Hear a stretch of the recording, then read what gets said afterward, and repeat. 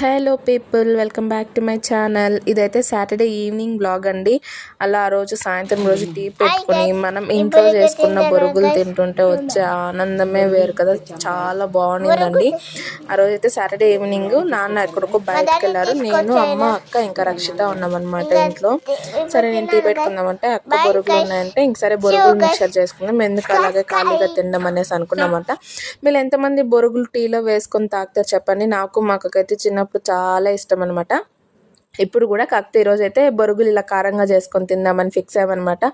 Onion, కొత్తిమీర, tomato, ఇంకా ఉప్పు, కారం, ఇంకా కొంతమంది క్యారెట్ వేసుకుంటారు. మాకైతే ఇష్టం లేకుండా మేము ఇంక వేసుకోలేదనమాట. దాంతో రక్షితకు కూడా హెల్ప్ చేస్తుంది, నేను వీడియో తీస్తున్నానంటే.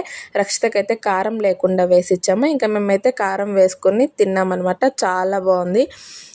చూసారా దాని ఎక్స్ప్రెషన్స్. నేను యాక్చువల్గా అయితే దాన్ని అడిగాను అనమాట ఎలా ఉందని.